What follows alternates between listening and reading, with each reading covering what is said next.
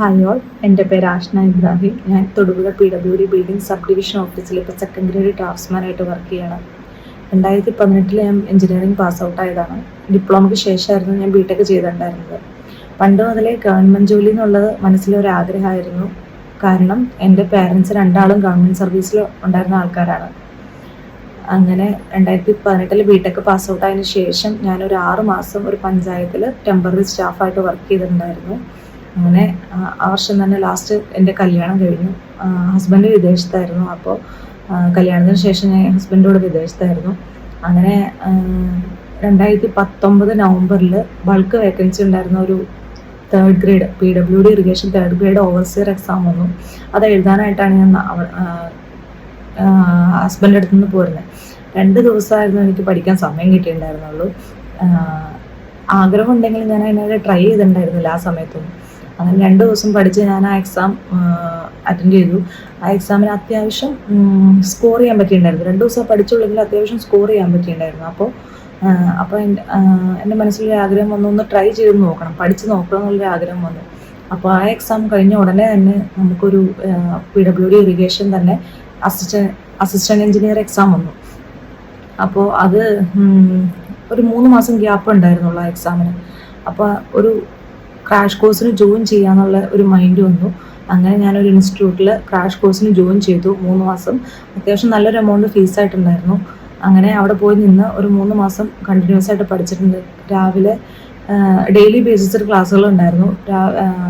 അപ്പോൾ നമുക്ക് അവർ syllabus full cover ചെയ്തിട്ടുണ്ടായിരുന്നു. പക്ഷെ ഒരു സിലബസ് ഒരു 3 മാസം ഷെഡ്യൂളിൽ പഠിച്ചെടുക്കാൻ പറ്റില്ല എന്നുള്ളൊരു സത്യം തന്നെയാണ്. പക്ഷെ അങ്ങനെ ആ എക്സാം എഴുതി ആ എക്സാം ഒന്നും സ്കോർ ചെയ്യാൻ പറ്റില്ല. കാരണം ഡെയിലി ക്ലാസ് കഴിഞ്ഞിട്ട് നമുക്ക് പിന്നെ ഹോസ്റ്റലാണെങ്കിൽ ചെന്നിരുന്നിട്ട് പഠിക്കാനുള്ള സമയം ഉണ്ടായിരുന്നില്ല.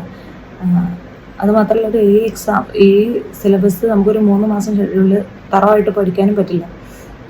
അങ്ങനെ ആ എക്സാം കഴിഞ്ഞതിന് ശേഷം കിട്ടില്ല എന്നൊരു മൈൻഡ് വന്നു. അത്യാവശ്യം ഒന്നും സ്കോർ ചെയ്യാൻ പറ്റില്ല ആ എക്സാമിന്. എക്സാമിന് ശേഷം പിന്നെ കൊറോണ വന്ന എല്ലാ ഇൻസ്റ്റിറ്റ്യൂട്ട്സും പിന്നെ അവരുടെ കോച്ചിങ് ഓൺലൈൻ സ്റ്റാർട്ട് ചെയ്തിട്ടുണ്ടായിരുന്നു. അങ്ങനെ ഇരിക്കുമ്പോഴാണ് വാട്ടർ അതോറിറ്റി തേർഡ് ഗ്രേഡ് എക്സാമിന് ഒരുപാട് വേക്കൻസി ഉണ്ടായിരുന്നു. അപ്പോൾ അതിന് മെക്കാനിക്കലും കൂടെ സിലബസിലുള്ളത് കൊണ്ട് മെക്കാനിക്കൽ എഞ്ചിനീയറിംഗ് പഠിക്കണം എന്നുള്ളതുകൊണ്ട് ഞാനൊരു ഇൻസ്റ്റിറ്റ്യൂട്ടിൽ ജോയിൻ ചെയ്യുന്നതിനെ പറ്റി ആലോചിച്ചു. അങ്ങനെ എൻ്റെ ഫ്രണ്ട്സ് വഴി ഞാൻ ഹോളിമാതയിൽ പിന്നെ ജോയിൻ ചെയ്യാനുണ്ടായത്. അപ്പോൾ ഡെയിലി ക്ലാസ്സുകളൊക്കെ ഉണ്ടായിരുന്നു. പക്ഷേ അന്ന് ജോയിൻ ചെയ്തെങ്കിലും എനിക്ക് തീവ്രമായിട്ടൊരു ആഗ്രഹം ഉണ്ടായിരുന്നില്ല. പഠിക്കണം എന്നുള്ളിലുണ്ടെങ്കിലും അതിനായിട്ട് കഷ്ടപ്പെടുന്നില്ലായിരുന്നു. ആ ഒരു ട്രാക്കിലേക്ക് വന്നിട്ടുണ്ടായിരുന്നില്ല. അങ്ങനെ ഒരു വർഷം അങ്ങനെ കടന്നുപോയി. 2021 അങ്ങനെ കടന്നുപോയി. അതിനിടയ്ക്ക് ഞാനൊന്ന് പ്രഗ്നൻ്റ് ആയിട്ടുണ്ടായിരുന്നു. പ്രഗ്നൻ്റ് ആയി ഒരു 8 മാസം ആയപ്പോൾ ആ കുട്ടിക്ക് മൂവ്മെന്റ് ഇല്ലാതെ എനിക്ക് ഡെലിവറി ചെയ്യേണ്ട വന്നായിരുന്നു. 2022 ഫെബ്രുവരിയിലായിരുന്നു ഡെലിവറി കഴിഞ്ഞത്. അങ്ങനെ ഡെലിവറി കഴിഞ്ഞ് ഡിസ്ചാർജായി വീട്ടിൽ വന്നതിന് ശേഷം ഒരു ഡിപ്രഷൻ സ്റ്റേജ് ആയിരുന്നു ഫുള്ള്. അങ്ങനെ ഇരിക്കുമ്പോഴാണ് ഒരു 3-4 മാസത്തിനുള്ളിൽ കൊറോണ കാരണം പോസ്റ്റ്പോൺ ചെയ്ത് വെച്ചാണ് എക്സാംസ് ഉണ്ടാകുന്ന ഒരു അറിയിപ്പ് ഉണ്ടായിരുന്നത്. അങ്ങനെ ഞാൻ എൻ്റെ ഈ ഒരു അവസ്ഥയിൽ നിന്ന് ഓവർകം ചെയ്യാൻ വേണ്ടിയിട്ടാണ് ശരിക്കും ഞാൻ പഠിച്ചു തുടങ്ങിയത്. പക്ഷെ ആ പഠനം പിന്നെ തീവ്രമായിട്ട് ഞാൻ തുടർന്നു. ഡെയിലി ക്ലാസ്സുകൾ ഉണ്ടായിരുന്നു. അങ്ങനെ ഡെയിലി ക്ലാസ്സുകൾ അറ്റൻഡ് ചെയ്യാൻ തുടങ്ങി. സാറ് പറയണത് തന്നെ ഫോളോ ചെയ്യാൻ തുടങ്ങി.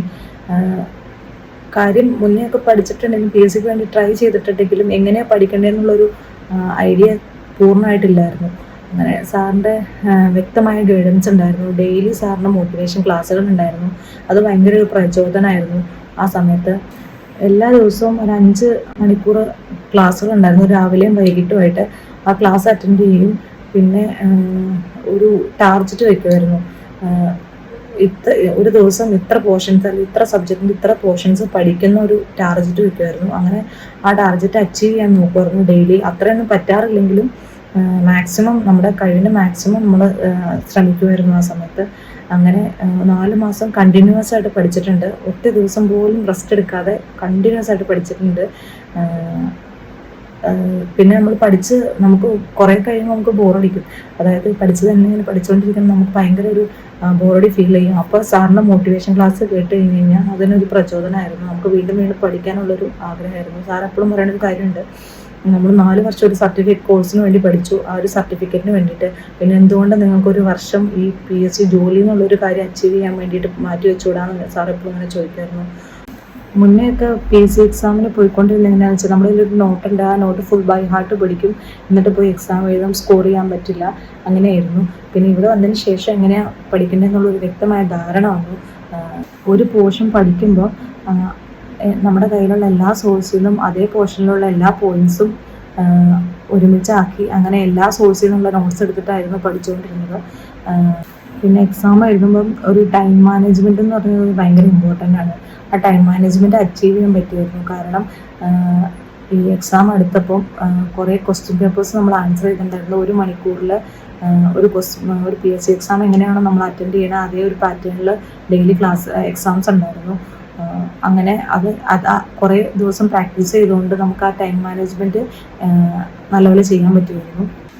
പിന്നെ പഠിക്കാനായിട്ട് ഹെൽപ്പ് ചെയ്ത വേറൊരു ഫാക്ടർ എന്താണെന്ന് വെച്ച് കഴിഞ്ഞാൽ നമ്മൾ പഠിച്ചുകൊണ്ടിരുന്ന കുട്ടികളുടെ ഒരു ഗ്രൂപ്പ് ഉണ്ടായിരുന്നു, വാട്സപ്പ് ഗ്രൂപ്പ്. അപ്പോൾ നമുക്ക് എന്തെങ്കിലും ഡൗട്ട് വരുവാണെങ്കിൽ നമുക്ക് ആ ഗ്രൂപ്പിലേക്ക് ഷെയർ ചെയ്യാമായിരുന്നു. അപ്പോൾ ആരെങ്കിലും സൊല്യൂഷൻ ചെയ്തു തരും.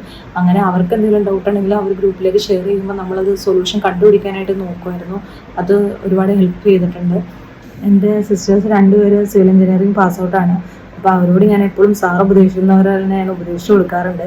നമുക്ക് കിട്ടുന്ന മാക്സിമം ടൈം നമ്മൾ യൂട്ടിലൈസ് ചെയ്യണം പഠിക്കാനായിട്ട്. അപ്പോൾ നമ്മൾ ആത്മാർത്ഥമായിട്ടാണ് പഠിക്കുന്നതെന്നുണ്ടെങ്കിൽ, നമുക്ക് കിട്ടണം എന്നുള്ള തീവ്രമായ ആഗ്രഹത്തിലാണ് നമ്മൾ പഠിക്കുന്നതെന്നുണ്ടെങ്കിൽ നമുക്ക് ഉറപ്പായിട്ട് ഒരു ഗവൺമെൻറ് ജോലി നേടിയെടുക്കാൻ പറ്റും. ഒരു മിനിറ്റ് സമയം നമുക്ക് ഫ്രീ ആയിട്ട് കിട്ടിക്കഴിഞ്ഞാൽ പഠിക്കണം എന്നുള്ളൊരു ആഗ്രഹം, ബുക്ക് എടുക്കണം, പഠിക്കണം എന്നുള്ളൊരു മെൻറ്റാലിറ്റിയിലേക്ക് നമ്മൾ വന്നിട്ടുണ്ടെങ്കിൽ നമുക്ക് ഉറപ്പായിട്ടും ജോലി നേടിയെടുക്കാൻ പറ്റും. അപ്പോൾ പഠിച്ചുകൊണ്ടിരിക്കുന്ന കുട്ടികളോടും എനിക്കിത് തന്നെയാണ് പറയാനുള്ളത്. നിങ്ങൾക്ക് ഗവൺമെൻറ് ജോലി എന്നുള്ളൊരാഗ്രഹം മനസ്സിലുണ്ടെങ്കിൽ, നിങ്ങൾ അതിനായിട്ട് കഷ്ടപ്പെടാൻ തയ്യാറാണെങ്കിൽ, ജീവിതത്തിൽ എന്തൊക്കെ ബുദ്ധിമുട്ടുകളോ കഷ്ടപ്പാടുകളോ ഉണ്ടെങ്കിൽ തന്നെ നിങ്ങൾക്ക് കിട്ടുന്ന ഒരു മിനിറ്റ് സമയമാണെങ്കിൽ ആ 1 മിനിറ്റ് സമയം പഠിക്കാനായിട്ട് മാറ്റി വയ്ക്കുകയാണെങ്കിൽ സാറ് പറയുന്ന പോലെ തന്നെ ഫോളോ ചെയ്ത് പോയി കഴിഞ്ഞ് കഴിഞ്ഞാൽ നിങ്ങൾക്ക് ഗവൺമെൻറ് ജോലി നേടിയെടുക്കാനായിട്ട് സാധിക്കും. Thank you.